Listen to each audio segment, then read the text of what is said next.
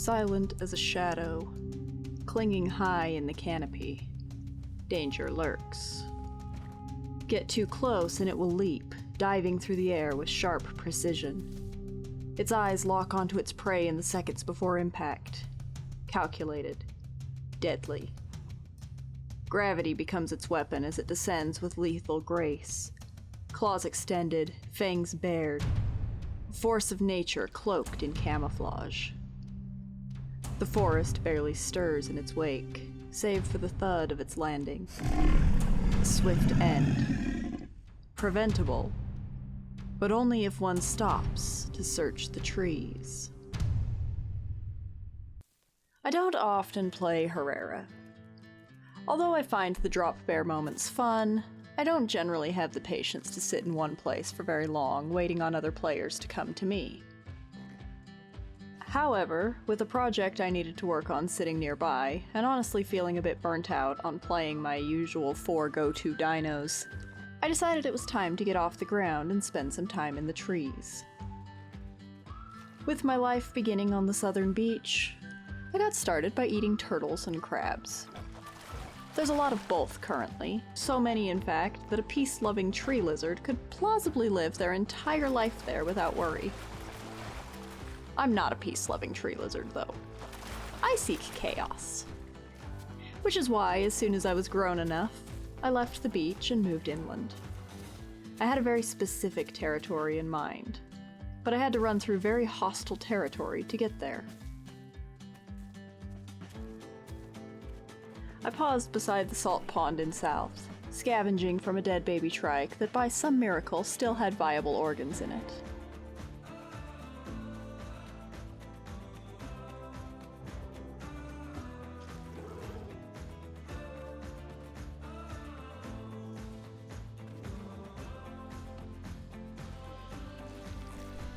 There was a dibble nearby, so I decided to take my stolen lung and eat it in a tree rather than risking death on the ground.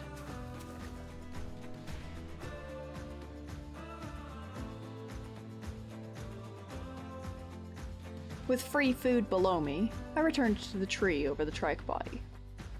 I still had growing to do. Might as well take advantage of the already set trap and hang out here for more food and diets while I could. My choice to wait and watch was rewarded as the sun rose. A baby raptor approached the trap. Perfect. That would give me exactly the diet I had been waiting for.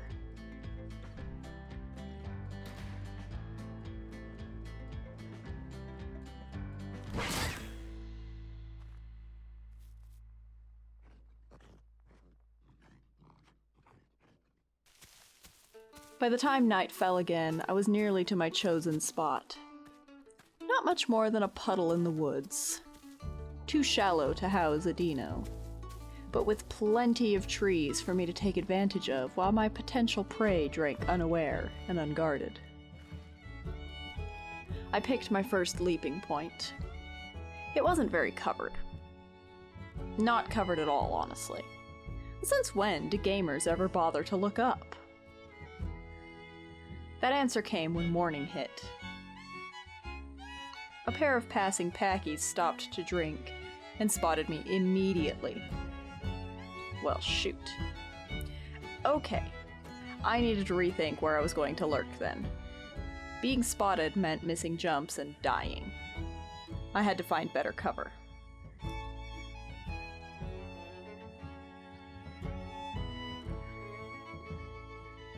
As the packies left, I looked around for options.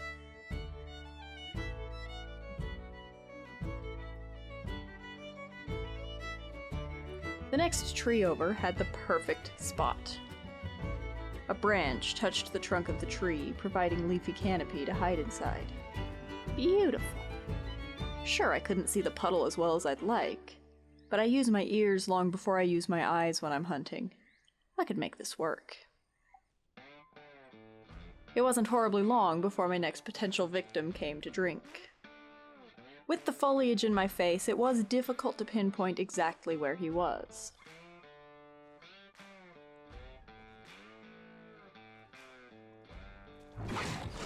but I landed my jump, only to realize that he was not alone.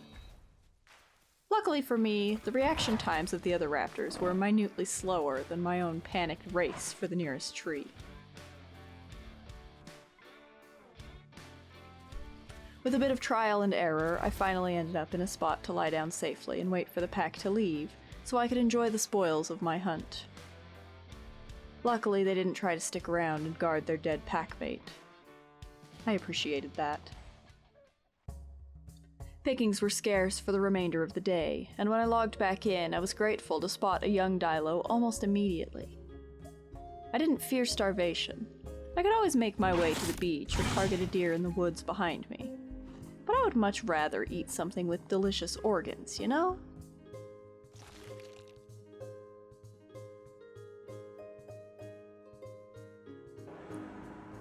Time flies when you're only using your ears and are otherwise buried in clay. As I waited for opportunities to pounce, I spent time sculpting. That's the nice thing about being an ambush animal. Find a good place to hunt from, pick a safe tree and a well-traveled area, and other things can get done in the off times.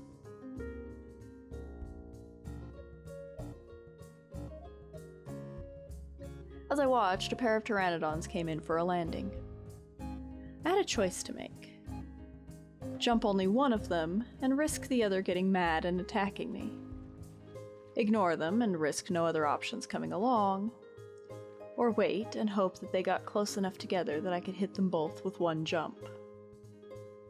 I opted to watch and wait.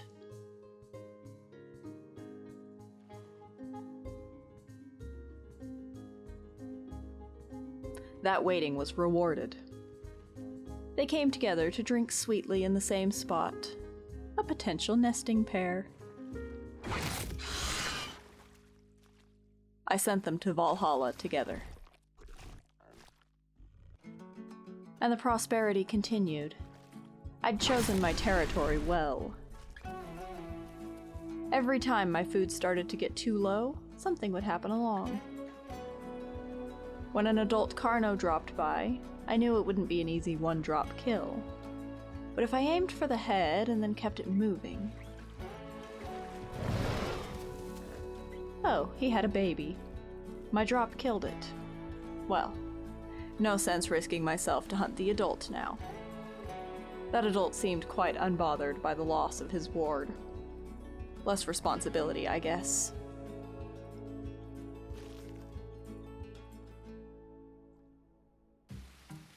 The next Carno, though, wouldn't be so easy.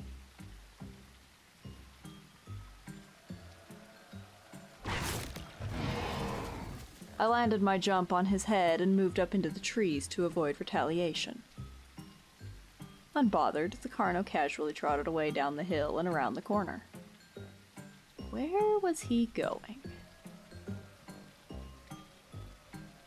I followed, nervous, worried he'd charge me from just out of sight. Down the hill and into the bushes. I could jump him again from the cliffside easy enough. Just had to aim for the right bush. I double-checked with a sniff, spotting the blood's red glow from within the foliage. There he was.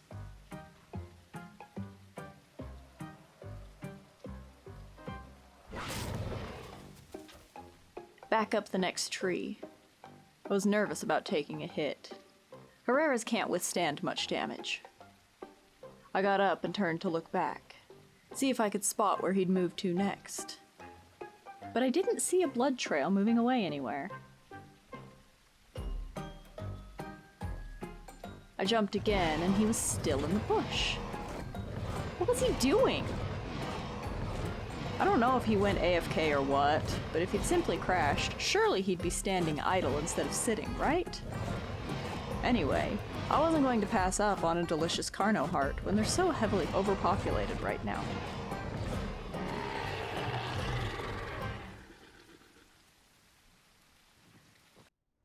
Time passed and my work continued on the sculpture in the background.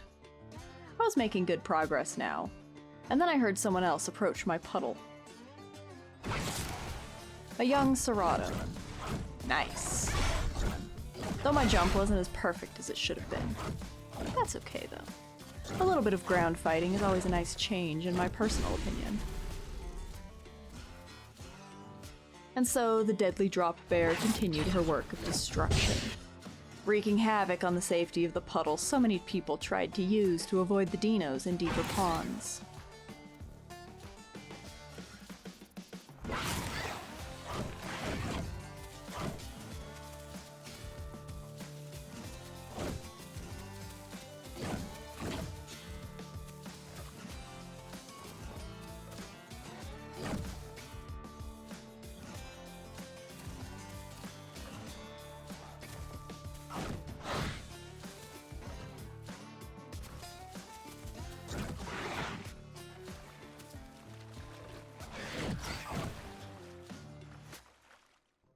But when you are smaller, even the trees are dangerous. As a Herrera, even the hunter has to be wary of the trees. I went to nibble on the corpse of a pteranodon that a shrew I'd chased off had killed. Only for the young Herrera I'd been chit-chatting with to drop on me while I ate. Maybe it was an accident, maybe it was on purpose. But I wasn't going to take the risk by leaving them alive when I needed to lie down and avoid bleeding out.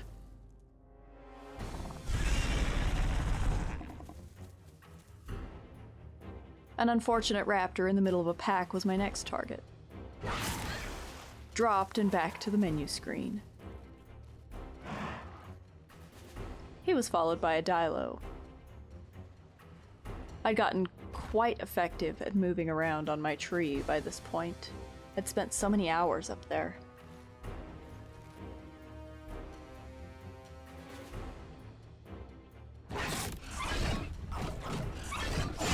There being a second dilo was news to me.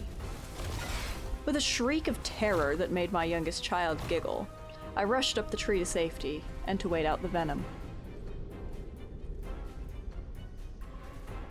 When it passed, I returned to the ground to grab an organ from my kill. His buddy was waiting. Too slow, though. Not paying enough attention, I guess. I stole a lung and raced back up to the tree where I could eat in peace. The next pair of dilos didn't go quite as smoothly. I dropped on the one, but he didn't get knocked flat. That's okay, I could keep him moving. Even with a friend, it was not a matter of if he could be guarded. It was simply a matter of if he could sit before his blood pool got too low. They moved, picking a spot behind a tree where the cliff could protect their backs. But it was too late. He bled out. Perfect. A Carno pack approached my puddle. I had no way of knowing how many were around, but I could hear them chatting. Only one approached to drink, and bored as I was, I took the opportunity to jump on him. I wanted to keep him moving. No, I was simply prepared to risk death. I'd done enough. I'd sent many players back to the menu, and being a tiny menace is one of the best parts of being a small tier. And so I remained on the ground, nibbling and chasing him.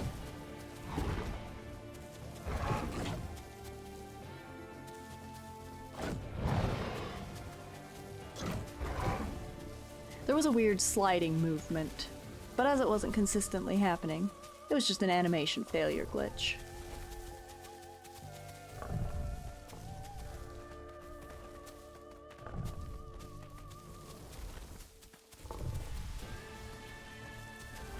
I was struggling to land my bites, as short as I was. I needed to look up, something gamers should do more often.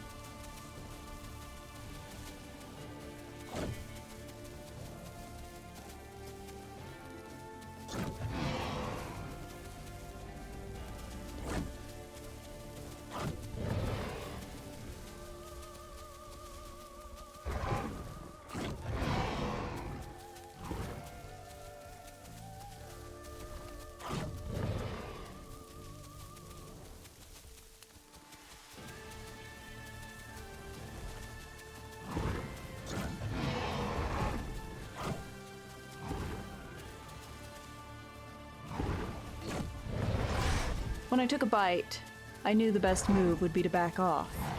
Get up a tree, wait, let the bleed do its work. He'd been running all over. I'd been biting him. The bleed would be atrocious. But my patience was finally entirely gone. I wanted action, even if it killed me. Thanks for watching. If you enjoyed the video, please make sure to leave a like and comment your thoughts below. If you're new here, please consider subscribing for more content like this.